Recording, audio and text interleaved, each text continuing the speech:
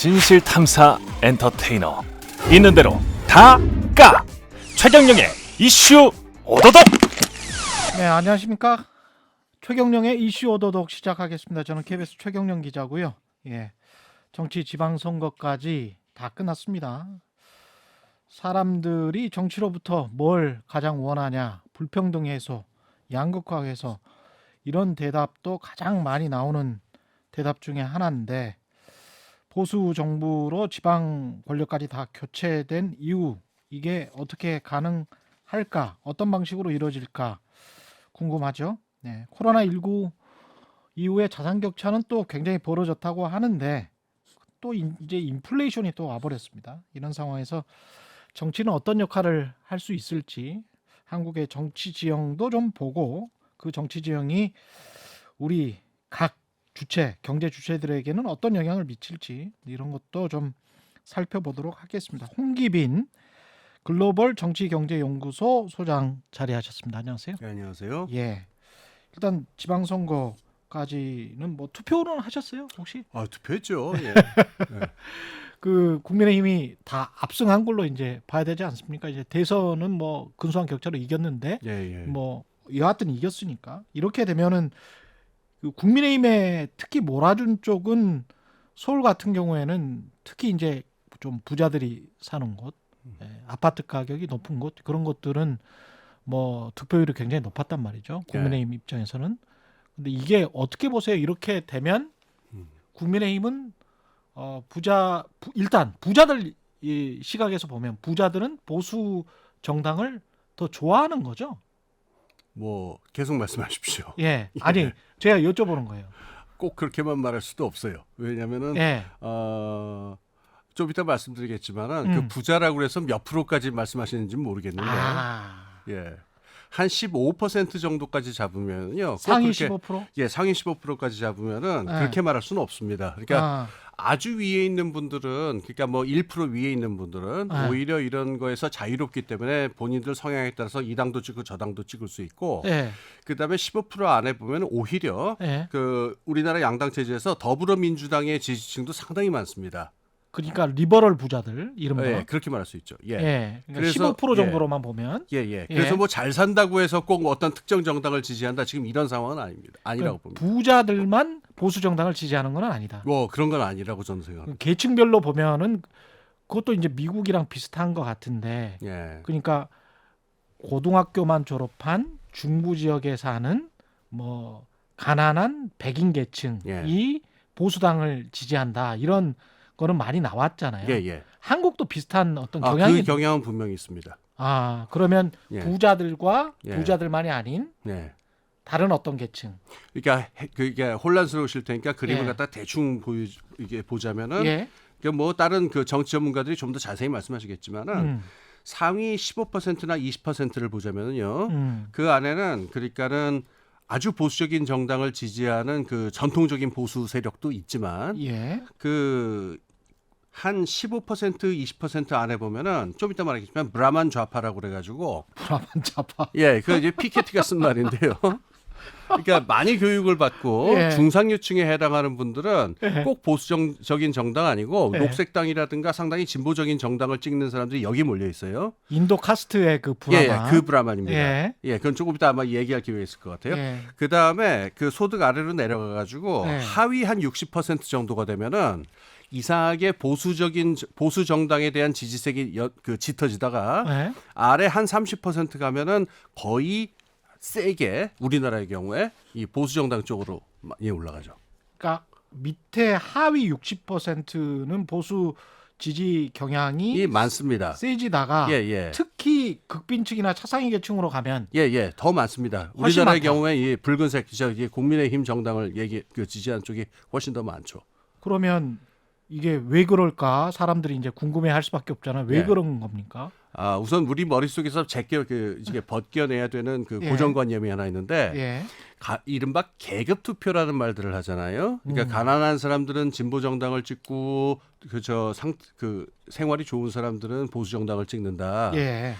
이거는 19세기에 있었던 통념이었고요. 그다음에 1970년대 80년대까지의 그 주요 산업국의 의회 정치에서는 대략 맞았어요. 왜냐하면은 그때는 양당 체제가 자본 측, 경영 측을 대변하는 뭐 기독교 민주당이라든가 하는 중도 우파 정당이 있었고, 그다음에 노동자 계급이 노조로 조직이 돼 있었고, 서민들을 대변하는 사회민주당이나 노동당이 있어가지고, 요 두 당이 말하자면은 자본 측과 노동 측을 대변하는 쪽으로 되는 게 그 정치 구도였었어요. 여기 한 80년대 초까지의 상황이었는데, 1980년대, 1990년대 이후의 그 정치는요, 이거하고 전혀 다른 구도로 들어갑니다.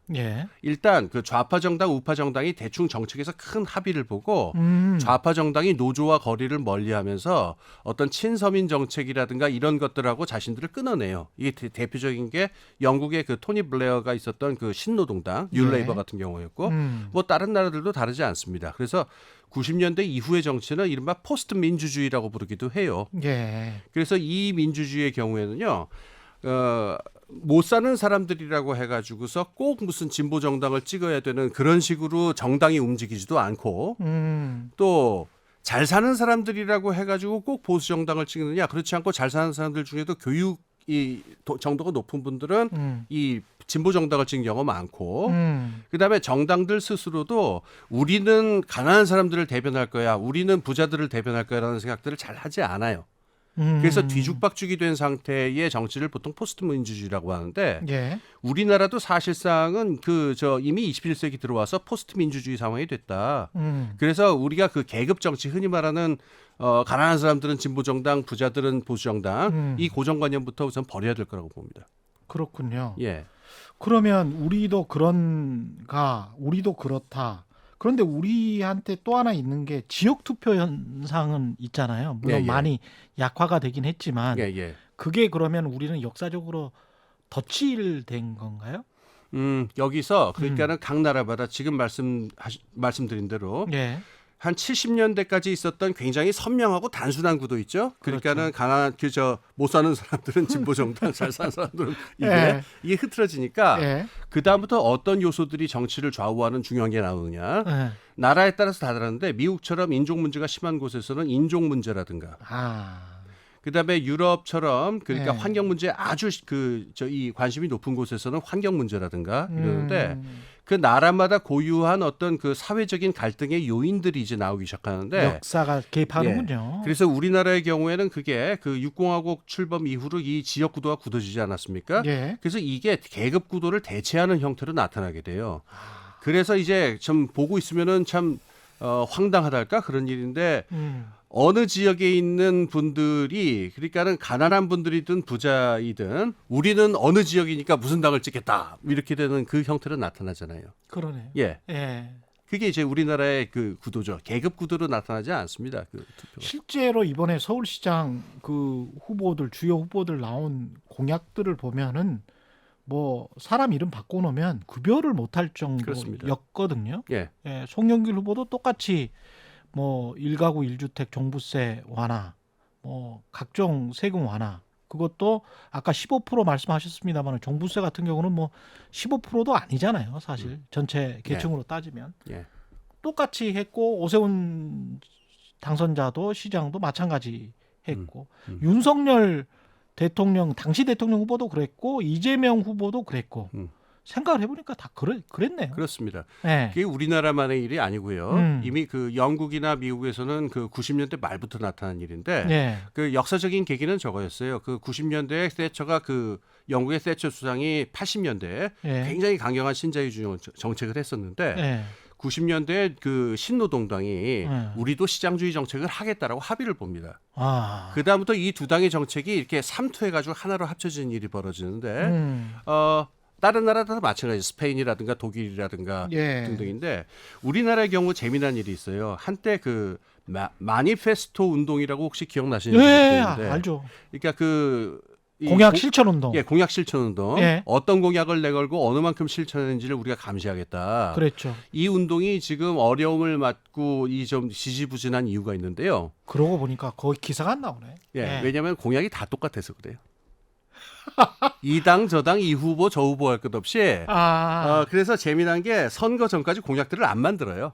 그래서 선거운동 시작을 하면은 예. 서로가 만드는 정책들을 보면서 아 이거 우리도 하자 그러면서 베껴가지고 시간이 지나서 저번에 대통령 선거도 그러는데 예. 시간이 지날수록 공약이 점점 하나로 합쳐져요.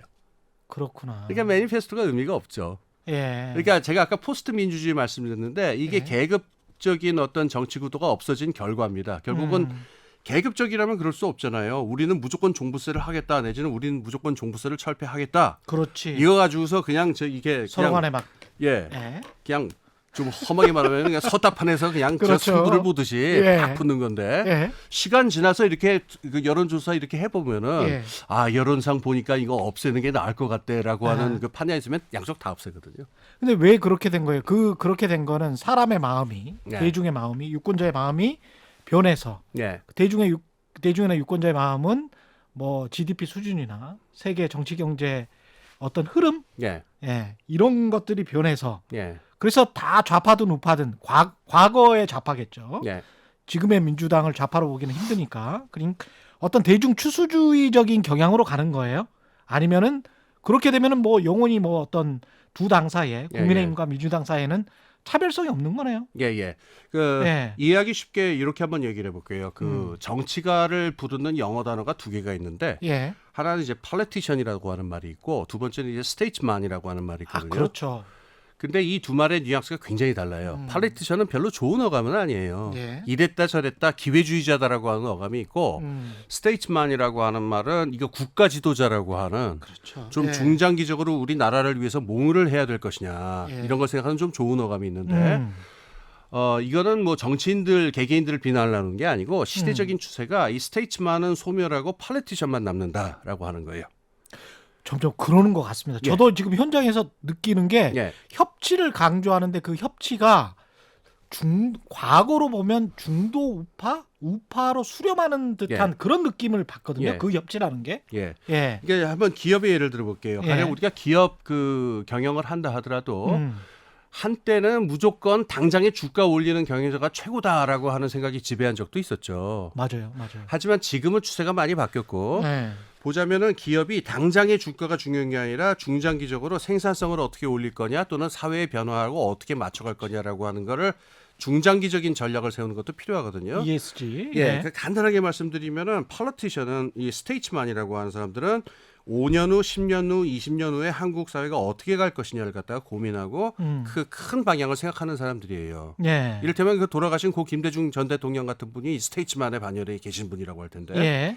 팔레티션들은 어떠냐면 당장에 닥친 선거 여기서 이길 거냐 말 거냐 이건데 약구나. 그래서. 예 여기서 하나가 예. 떠들어옵니다. 그 많은 사람들이 간과하고 있는 지점인데 예. 여론조사하고 이른바 정치 마케팅이라고 하는 기술이 80년대 90년대 이후에 폭발적으로 성장을 해요. 맞다.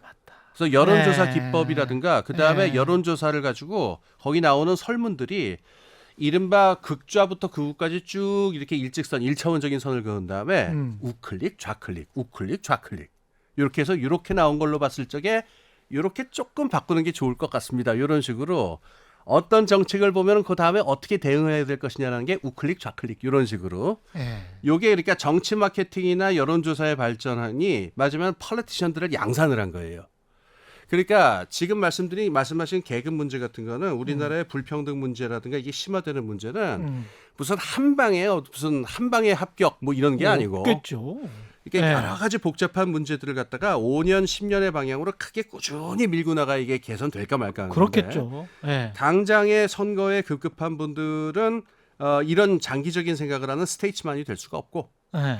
지금 나오는 여론조사라든가 이런 정치 마케팅의 관점에서 봤을 적에 이른바 중간층을 더 집토끼, 산토끼 뭐 이런 얘기하면서 집토끼를 좀 더 잡을 수 있는 좋은 방법이 뭐냐 이러면은 집토끼는 다 죄송합니다. 산토끼는 다 산에 있으니까 좌파든 우파든 다 산으로 몰려가는 거죠.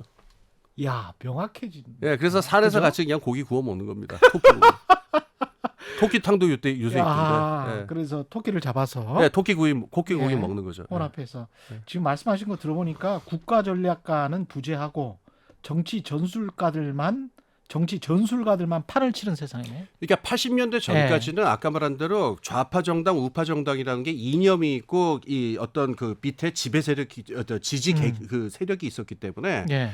좀 흔들린다 하더라도 그렇게 막 갈 수는 없었어요. 어느 일정한 범위 안에 머물러 있었는데 그러네. 이 지지 세력과의 연계가 끊어지고 그다음에 지금 말씀드린 대로 막 눈앞에 있는 선거를 쫓아나가게 되면은 이건 그냥 산으로 올라가는 거죠. 근데 쫓아서. 그게 지금 말씀하신 대로 세계적 트렌드고 어떤 문화 양상 또는 정치 마케팅 뭐 정치 공학을 강조하는 그런 경향성 뭐 모든 게 다 연결돼 있다면 그렇습니다. 네. 그렇다면 뭐 누가 나와서 네. 또는 어떤 정당이 나와서 바꿀 수는 없겠네요.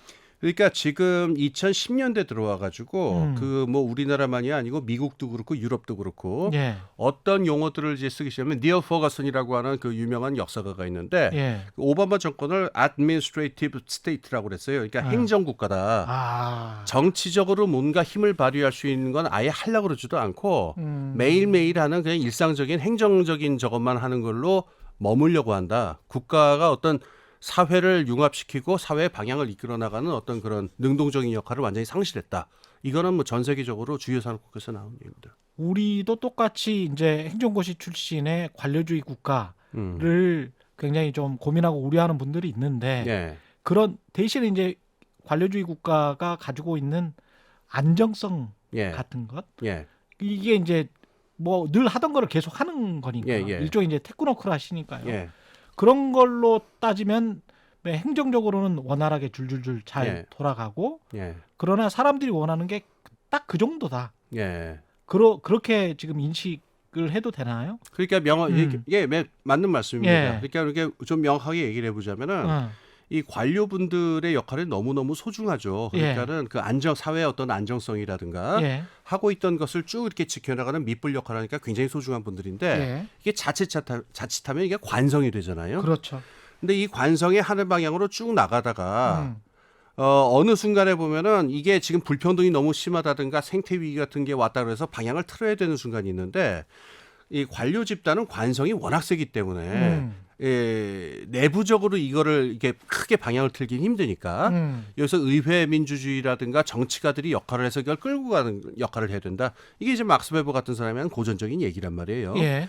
그러니까 관료들은 관료의 역할이 있고 정치가들은 정치가의 역할이 있고 정치가들의 역할은 아까 말한 스테이츠만 5년 10년 장기적인 역할을 보고서 이거 향도의 역할을 할 수 있어야 되는데 팔리티션이 돼버리면은 이런 스테이츠만의 역할을 못하게 되면은 관료들이 사실상 실권을 장악하고 정치인들은 관료들의 눈치를 보는 형태가 되죠. 니얼 퍼거슨이 그때 이 오바마 정부를 갖다 비판한 내용도 적어 있었어요. 어떤 정치가로서의 어떤 능력이나 지도력 같은 것은 없고 있는 관성에 그대로 끌려가는 무능한 정부에 불과하다 이런 얘기였었어요. 지난 문재인 정부에 대한 비판도 그런 점에서 예. 하시는 분들이 많지 않습니까? 그렇습니다. 예. 그러니까 우리나라 지금 육공화국 헌법 체제의 좀 특징인데 예. 사람들이 이제 옥상옥이라고 하죠. 그러니까 정부 강력 그 내각에 보면은 이런 무슨 각 부서가 다 있는데 청와대에 가면은 똑같이 또 있어요. 그래요. 각 수석실 뭐. 그렇죠. 예. 그러면은 여기서 누구 말에 맞춰 갖고 나라가 굴러가는 거냐 하면은 어떨 때는 내각이 그냥 이걸 맞는데 꼭 필요한 순간이 오면은 청와대 쪽에서 이게 개입을 하거든요. 근데 지금 책임은 누구한테 있느냐? 장관한테 있느냐? 청와대한테 있느냐? 이 부분에서는 서로 미뤄요. 서로의 그 핑계를 대면서 그랬네. 책임은 예. 잘 안 지려고 그래요. 그랬네요. 그러니까 예. 뭐가 되는 것도 없고 안 되는 것도 없고 말만 많고 이게 뭐냐라고 하는 게 이른바 옥상옥 구조. 예. 문재인 정권뿐만 아니라 그 전부터 이런 비판 많이 있었죠. 그랬죠. 근데 이제 문재인 정부에서 특히 그런 비판을 많이 받았던 거는 촛불이라는 그 역사적 순간이 있고 탄핵이라는 순간이 있는 다음에 이제 생겨난 정권이어서 예. 그래도 뭔가 변화나 개혁이 있지 않을까라고 바랬던 어떤 예. 지지층이 있었던 것 같고. 예. 근데 그런 어떤 변화나 개혁하고는 전혀 예. 거기에는 충분히 이제 부합하지는 못했으니까 그런 비판이 나오는 것 같은데 지금의 이 상황, 예. 지금 이제 미국과 중국이 계속 갈등하고 있고 러시아는 전쟁을 일으켰고 그다음에 이제 그것 때문에 여러 가지 그 전에 돈 많이 푼 것도 있고 뭐 인플레이션은 계속되고 정부가 할 수 있는 거는 그렇게 많아 보이지는 않고 예. 남북은 계속 대치가 돼 있고 근데 우리는 관료주의적 안정적 국가로서 변화나 방향을 바꾸지 않고 어떻게 갈 수 있습니까? 아니요. 방향을 예. 바꿔야 돼요. 그 말씀을 이제 예, 그래서 이제 질문을 드린 거예요. 예, 예. 왜 바꿔야 되고 예. 어떻게 바꿔야 되는지 말씀을 해주세요. 갑자기 왜 저한테 그러십니까? 아니, 엄청난 예, 일을. 예, 그 말씀을 그 예. 양극화의 그 현상도 지금 그 전부터 사실은 코로나 이전부터 있었던 거 아닙니까? 그렇습니다. 당연합니다. 예, 이게 무슨 뭐 어떤 특정 정부의 뭣도 아니고. 예, 예. 그러면 그 상황에서 뭐 어떻게 방향을 바꿔야 되는데 지금 미국과 중국은 저러고 있는 예, 상황에서 뭘 할 수 있지? 예. 그런 생각이 들더라고요, 가끔. 그 뭘 할 수 있는지는 그 예. 저보다 훨씬 뛰어나신 그 윤석열 정부에 계신 분들이 다 하실 거라고 저는 믿으니까. 예, 그건 좀 이따가. 제가 예. 디테일을 말씀드릴 수는 없는데 예. 그 지금 이게 전환기에 와 있다라고 뭐 전환기란 말 하도 많이 쓰니까 지금 무감각해진 것 같은데 예. 중요하게 한 두세 가지 정도만 지적을 할게요. 첫 번째, 그러니까 우리나라 헌법 체제가요, 육공화국 헌법이잖아요. 예. 근데 그게 나온 게 87년이란 말이에요. 그때의 사회하고 지금의 사회는 완전히 달라졌어요. 우선 첫 번째, 그때는 국제정치적으로 냉전이 아직 끝나지 않았을 때예요. 그렇죠. 그래서 아직까지도 미소 대립 구도가 있고 남북 분단이라고 하는 게 있고 이 상황에서 나온 헌법인데 지금 그 다음에 이제 육공화국이 쭉 지속될 때는 이른바 탈냉전이라고 그래가지고 미국을 중심으로 해서 전지구적인 평화 시스템 이런 게 만들어졌는데 예. 지금 미국하고 중국의 갈등도 있습니다만은 우크라이나 전쟁이 벌어지고 이러면서 지정학적 갈등 구조는 그 옛날의 냉전 체제도 아니고 지난 3, 40년간의 저 체제도 아니고 지금 완전히 다른 체제로 가고 있어요. 그러니까 이렇게 완전히 다른 국제적인 체제에 어떻게 대응할 것이냐. 이게 지금 우리한테 지금 반도체 문제라든가 석유 에너지 문제라든가 너무너무 크게 있고요. 예. 두 번째로 사회 불평등이 굉장히 심각해졌는데 예. 참고로 이거를 우리가 서양 고전을 보면은 그리스의 아테네도 그렇고 로마 공화국도 그렇고 이게 사회 불평등이 심해지면 그게 공화국의 끝장입니다. 공화국이라고 하는 거는 불평등이 극심하지 않은 상태에서 서로가 동료 시민이라고 생각하는 그런 연대감이 있어야 유지되는 게 공화국인데 그러네요. 예. 이 양극화가 심해져서 우리는 다른 계급이고 우리는 서로 다른 나라 사람들이라 이래 보면은 그 안에 힘이 뭉쳐지지를 않기 때문에 공화국은 여기서 어떤 참주정이라든가 귀족정이라든가 이런 걸로 변해버려요. 근데 벌써부터 우리나라는 이미 공화국이 아니고 과두제 혹은 힘 있는 사람들의 귀족정이다라고 하는 얘기를 많이 하잖아요. 예. 그러니까 지금 불평등은 더 이상 놔둘 수 없는 상태고 그다음에 생태 위기라고 하는 게 닥쳐오는데 이거는 기존에 있었던 사회 체제로 대응할 수는 없어요. 에너지 전환과 사회 전체가 바뀌어야 되니까. 예. 그래서 이거는 근데 지금 관료 분들이 아주 유능하고 훌륭하신 분들입니다만은 이분들은 관성이 있기 때문에 하고 싶어도 어쩔 수 없는 부분들이 많아요. 그렇겠죠. 여기에서는 예. 강력한 향도가 존재해가지고 우리 사회가 5년, 10년 후에 어떤 비전을 가지고 나가야 될 것이냐를 누군가 제시하고 힘있게 이 배를 끌고 나가야 되는 그런 상황에 온 건 분명합니다. 지금 말씀하신 게 세 가지인데 세 개가 과거 냉전 체제, 그다음에 그 중간에 중국이 잠깐 끼어서 한 20, 30년 정도의 WTO 체제하고는 전혀 다른 네. 방향으로 가고 있다. 이게 첫 번째였고, 두 번째는 불평등이 너무 심해서 로마 공화정과 비교했을 때도 예. 공화정이 아닌 것 같다. 예. 그리고 세 번째는 게다가 우리는 생태 위기, 환경 위기까지 맞고 그렇죠. 있는 그런 상황이다. 좀 구체적으로 하나씩 들어가 보겠습니다. 완전히 다른 체제로 가지 않기를 저도 지금 계속 바라고 예. 있거든요. 사실은 예. 미중이 갈등을 멈추고 예. 그냥 왜냐하면 그때 그나마 우리가 한국의 뭐 기업인들 입장에서도 마찬가지일 거고 돈 벌기가 좀 제일 쉬웠으니까. 예. 그리고 그나마 뭐 GDP도 많이 성장을 했고. 예. 근데 지금 저렇게 미국과 중국이 패권 전쟁을 하면서 공급망 완전히 분리하는 쪽으로 예. 그래서 그 반도체를 지금은 아니지만 팔지 마. 중국에게는 예. 뭐 아주 첨단 기술은 하지 마. 예. 이렇게 될 가능성이 거의 확연합니까? 어떻게 보세요? 뭐 팔지 말라까지는 절대로 아닐 것이고요. 아닐 것이고. 예. 그 대신 험악하겠죠. 중국도 또 숨겨진 한 방이 있습니다. 그 반도체라고 하는 게 그냥 저 땅 파가지고 그냥 만들 수 있는 게 아니고 그렇죠. 그 희소한 자원들이 있어요. 헬륨이라든가 불활성 기체들이 있는데 이거 수출하는 나라는 러시아하고 중국밖에 없어요. 그렇죠. 그거 조금 말씀을 드릴게요. 그러니까 돌아가신 김대중 대통령이 이제 햇빛 정책 얘기하셨는데 그건 비단 남북 관계만 얘기한 게 아니고 중국하고 미국을 화해시키면서 거기서 한국이 번영한다라고 하는 큰 플랜이었어요. 예.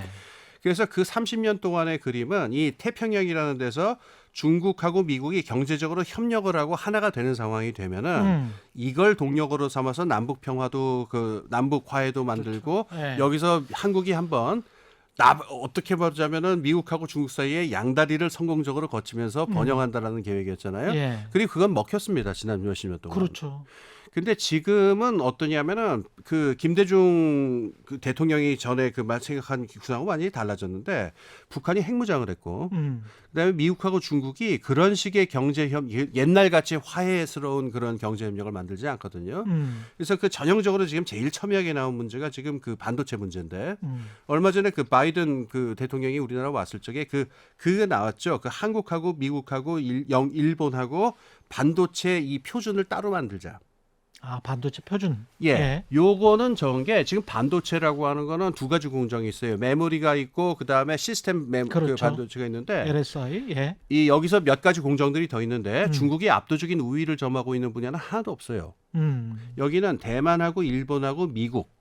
그렇죠. 예. 예. 그다음에 한국. 예. 요 네 나라가 합치면은 그 반도체 산업을 세계적으로 거의 독점을 할 수가 있으니까 미국은 여기서 한 걸음 더 나가서 무역에서 제일 무서운 건 산업 표준이거든요. 그렇죠. 산업 표준을 우리가 정해버리자. 그러면은 중국은 후발 국가니까 반도체를 안 쓸 수는 없는 노릇 아닙니까? 그렇죠. 그러니까 우리가 정한 표준에 맞추어서 따라올래다 보면은 계속 후발 주자로 남아 있을 수밖에 없으니까 이런 그러네. 식으로 해서 중국을 하위 파트너의 위치로 굳혀버리자라고 하는 그런 얘기예요. 그러면 영원히 이제 G2 경쟁에서 밀려날 것이다. 그렇죠. 예. 뭐 팔지 말자는 건 아닙니다. 그거 살인나죠. 아. 그 반도체 안 팔면 어떻게 해요? 팔긴 파는데 네. 그 상대적인 어떤 위치라든가 저거를 하위 파트너의 위치로 고착화시켜버리자라고 하는 그런 전략이에요. 아. 그러니까 지금 이런 상황에서는 옛날처럼 지난 30년처럼 미국과 중국이 다 화해를 하면서 전 지구가 하나의 WTO 시스템으로 묶이는 과정에서 우리도 번역한다.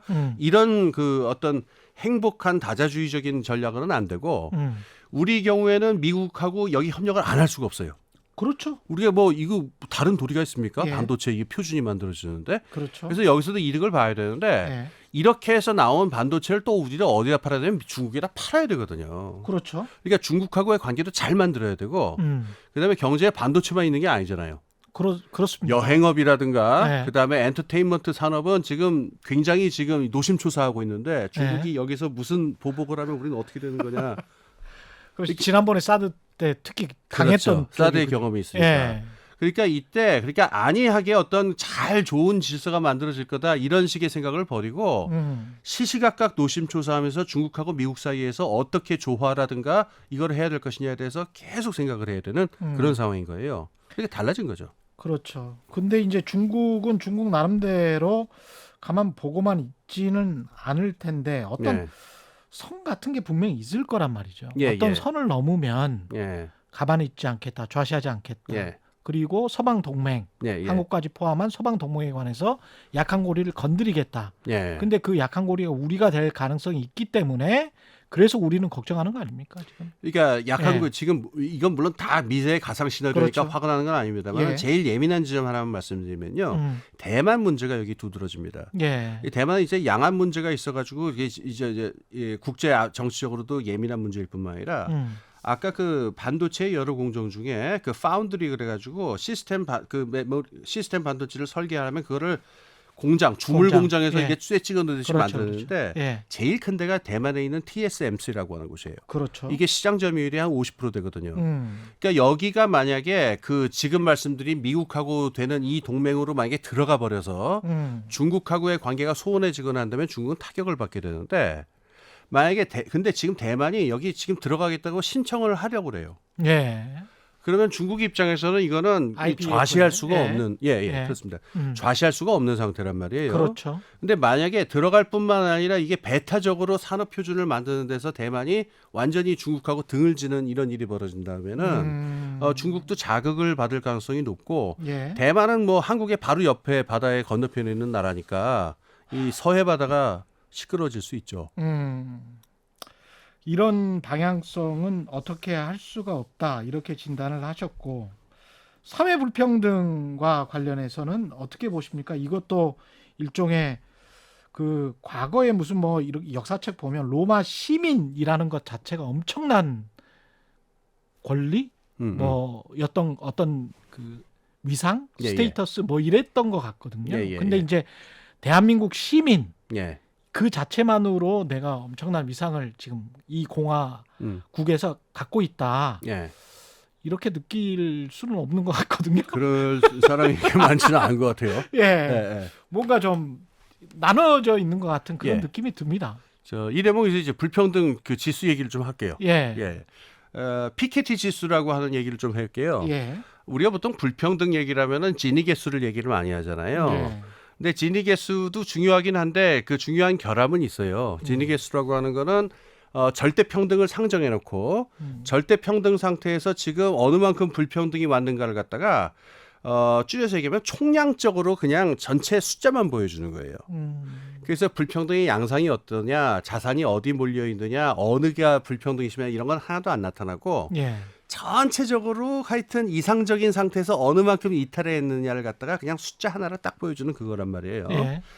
그러니까 이거를만 가지고서 불평등의 성격을 진단하는 데 무리가 있다. 그래서 여러 다른 지수가 있는데 피케티 지수라고 하는 게 있어요. 예. 뭐 잘 알다시피 그 토마 피케티라고 하는 프랑스 경제학자가 여기인데 이거는 아주 간단한 방법으로 계산을 해요. 뭐냐면은 그 나라에 있는 자산 가치 총액을 갖다가 그 나라의 GDP로 나누는 거예요. 예. 단순하게 얘기하면. 예. 다시 말해서 그 나라 경제 사이즈에 있어가지고 예. 자산 계층이 가지고 있는 부가 어느 만큼을 차지하고 있느냐, 어느 정도 비중이 되느냐라고 하는 거예요. 한국 제일 높는데 이거. 예. 이거의 장점이 있습니다. 예. 이 피케티 지수의 장점은 단순히 소득만 보는 게 아니라 자산도 같이 보고 있기 때문에 예. 소득과 자산을 종합적으로 해서 그 자산 계층이 사회 전체에 대해서 어느 만큼 권력을 더 많이 축적했냐를 총체적으로 보여주고 있기 때문에 여러 장점이 있습니다. 예. 자, 이 피케티 지수가 그럼 우리나라에서 어떻게 나타나느냐? 예. 굉장히 높습니다. 2010년대 내내 높았어요. 예. 보통 이거를 갖다가 그 프랑스에서 옛날에 프랑스 혁명이 벌어진 직후 한 1830년대 예. 그러니까 여러분 잘 아시는 영화 레미제라블. 예. 레미제라블의 그게 1832년인데 예. 피케티 하면 그 당시에 한 7.2 정도 됐다고 그래요. 국민소득 전체에 비해서 자산 총량이 한 7배 정도 됐다. 예. 그러면 보통 이제 혁명이 나타나는 위험한 때다 그러는데 2009년에서 2018년 사이에 우리나라가 7에서 8 사이를 보통 왔다 갔다 했었어요. 이미 좋은 상태가 아니었어요. 2009년에서 언제까지? 2018년 사이. 2018년 사이. 예. 예. 7에서 8 사이를 왔다 갔다 했는데 예.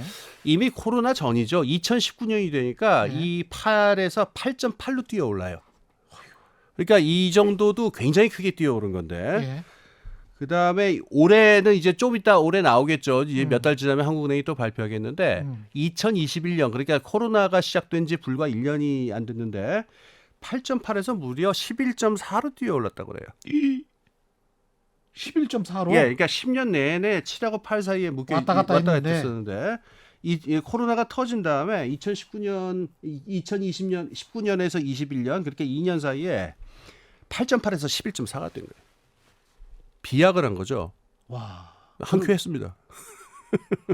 아니 제가 저 숫자로 언뜻 계산을 해보니까 예. 우리나라 저 GDP 한 해가 한 그냥 아주 러프하게 잡아서 2,000조라고 생각을 하면 10배면 2경이네요. 뭐 그렇게 볼 수 있겠네요. 그러면 예. 2경 4,000조 원 정도 되는 거예요.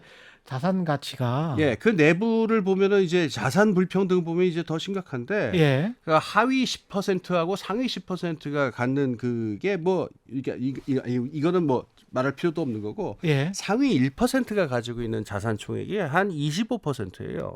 이경 4,000조 중에 예. 25%를 가지고 있다. 그러니까 쉬운 예를 들자면 이게 웃기는 예지만은 뭐 정확한 예는 아닙니다만은 예. 가령 100명이 산에 올라가서 나무를 비고 점심에 이제 밥을 해 먹자 해서 가마솥을 4개를 해가지고 밥을 먹고 있는데 예. 밥이 다 될 쯤 되니까 예. 한 사람이 톡 튀어나와서 예. 가마솥 하나를 들고 튄 거예요. 나머지 99명 이제 세개 멍 가지고 하고 있는 거죠. 예, 알아서 먹어. 얘기의 끝이 여기가 아니에요. 예? 그래서 나머지가 이게 뭐야 이러고 있는 상황에서 갑자기 9명이 튀어나와가지고 예. 다른 가마솥을 하나 또 들고 튀었습니다. 왜냐면은 네. 우리나라 상위 10%가 가진 자산 총액이 한 58%예요. 와. 그러니까 1%를 포함한 네. 상위 10%가 우리나라 총자산의 한 58% 정도를 갖고 그래 있거든요. 가마솥은 사실은 절반도 안 남은 거네요. 절반 안 남았죠. 네, 그럼 나머지 90명은 이제 90명은 그렇죠. 주먹밥 만들어서 하나씩 먹고 뛰어야 돼요.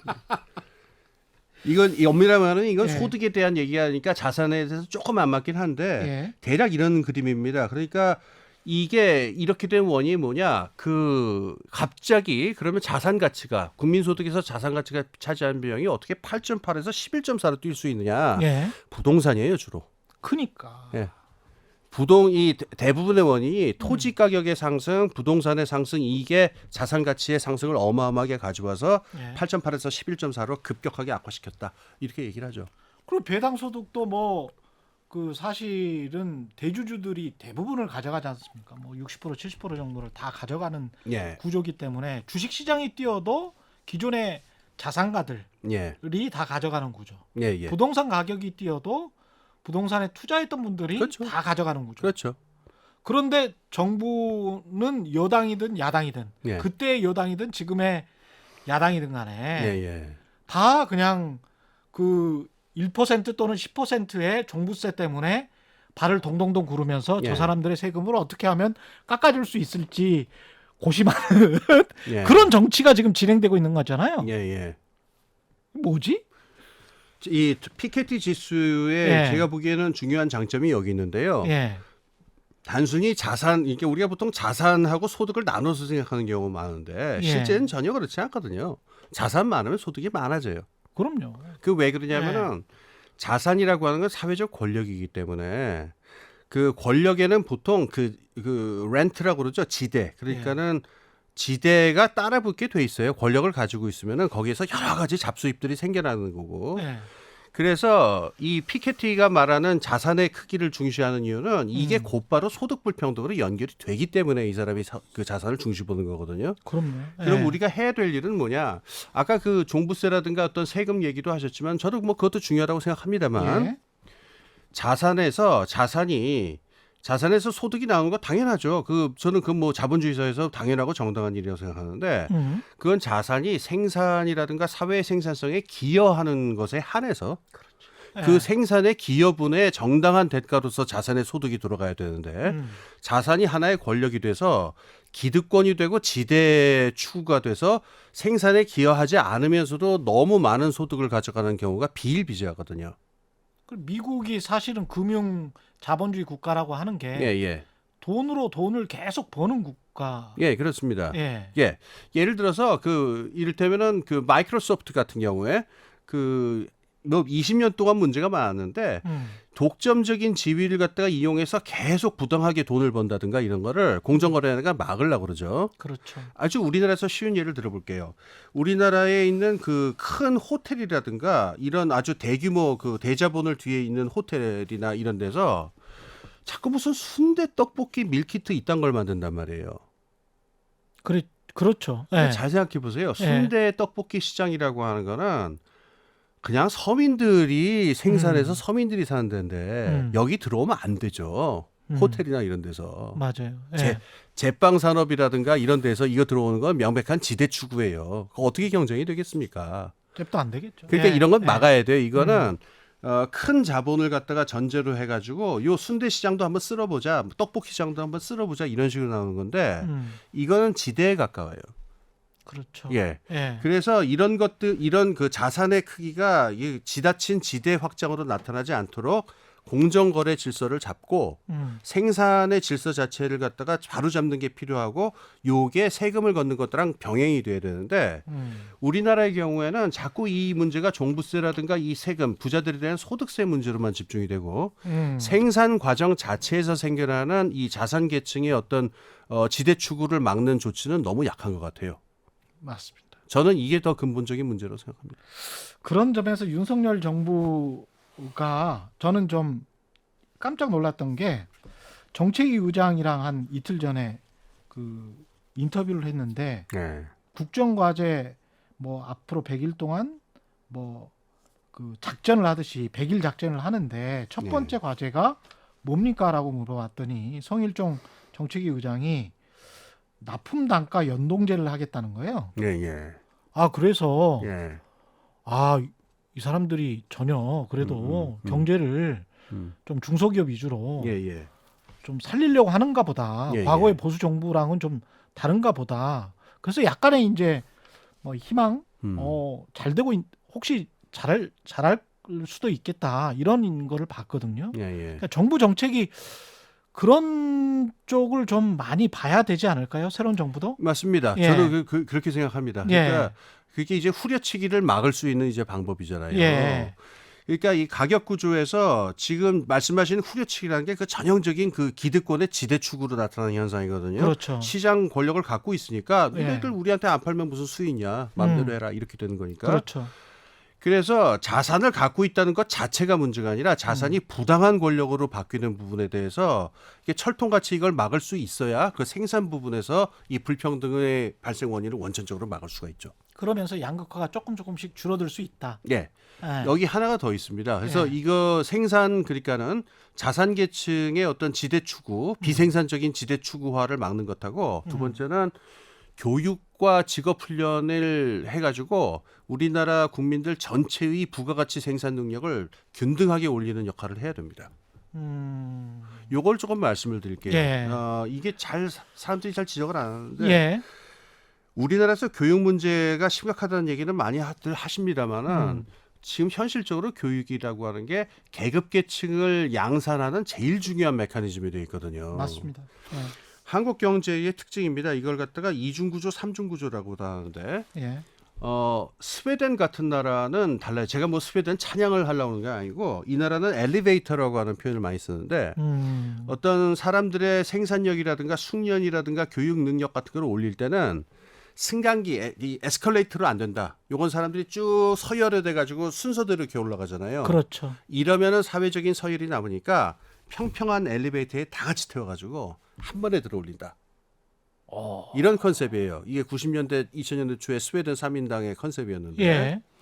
우리나라 경우를 좀 말씀드릴게요. 우리나라가 경제 성장을 시작한 60년대 초에 제일 가난한 나라였는데 예. 그때 보면은 아주 부가가치가 낮은 정말 한숨이 나올 정도로 이 영세한 그런 산업 경제 형태들이 있었어요. 가발 뭐 예. 가발뿐 정도가 아니고 예. 예를 들어서 추억의 점빵이라고 기억나세요? 전빵.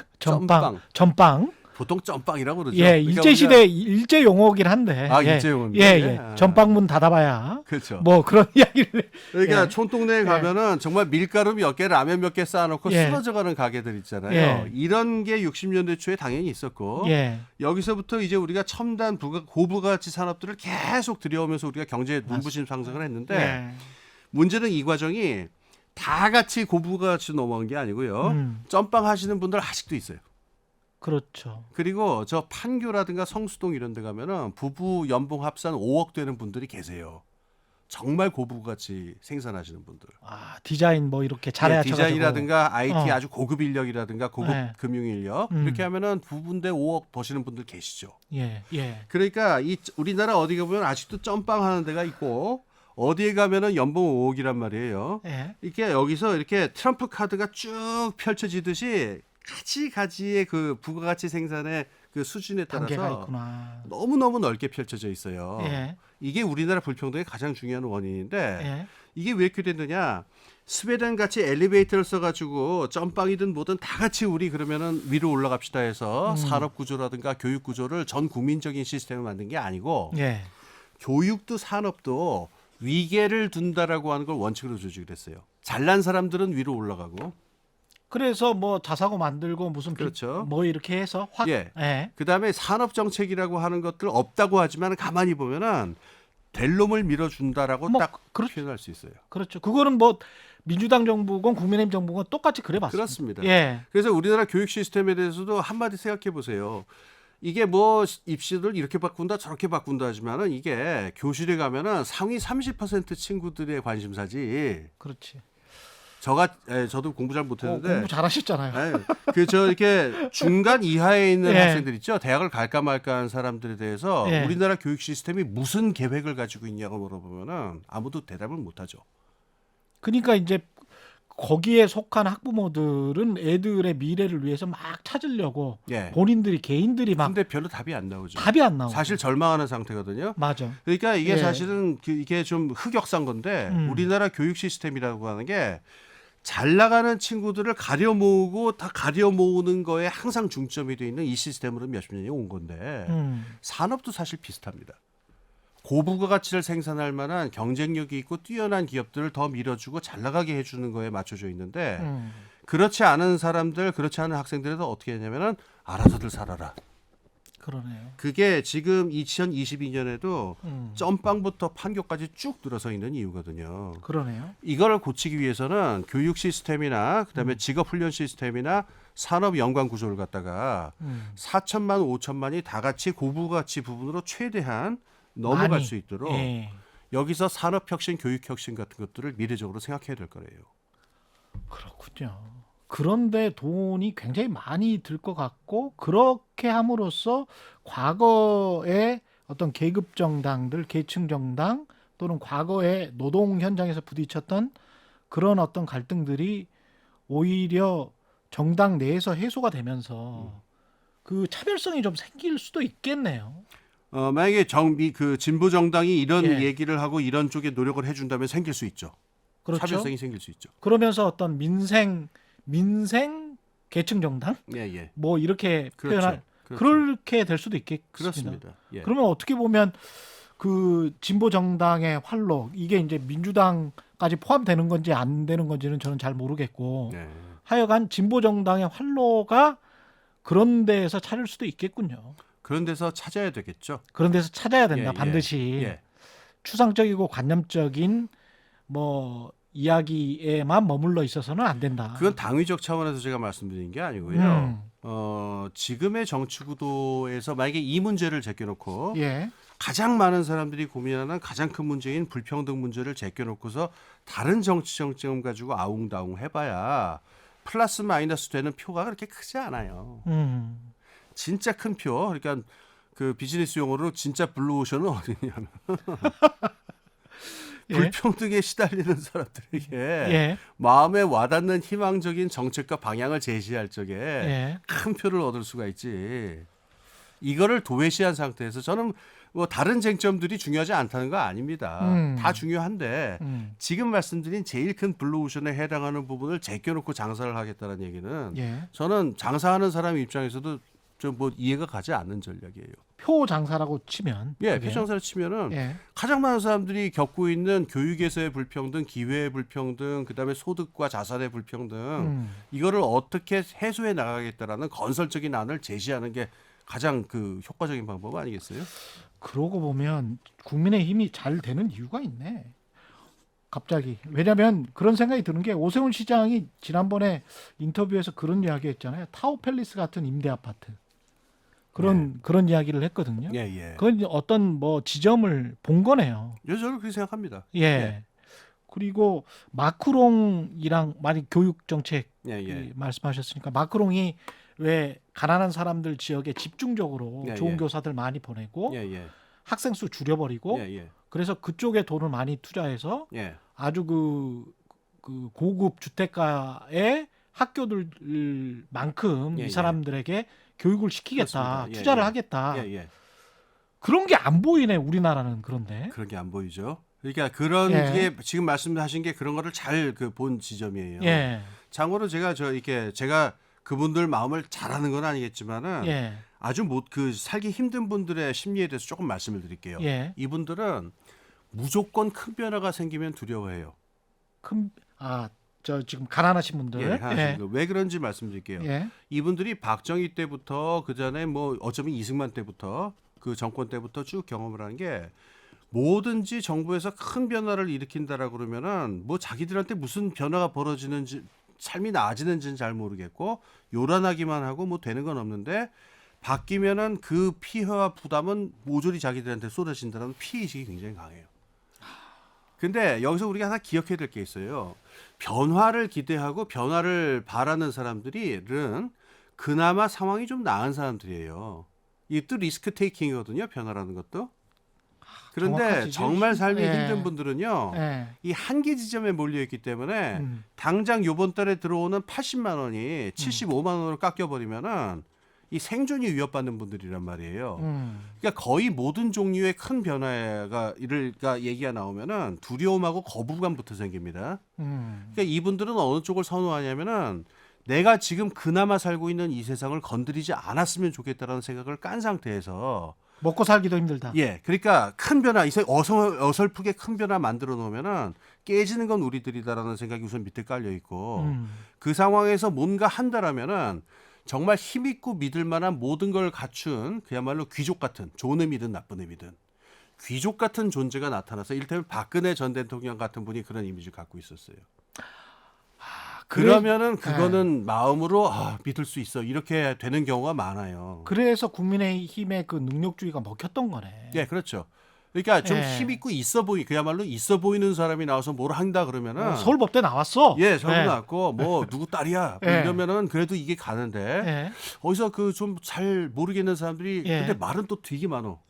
아는 것 많고 뭐 가방 끄는 개그 같은데 시끄러. 근데 이 시끄러. 사람들이 뭐 어쩌고저쩌고 하여튼 알지 못할 얘기하고 이렇게 바꾸겠다 이러면은 저거 못 믿겠어. 이렇게 되는 게 많은 분들이 심리가 그래요.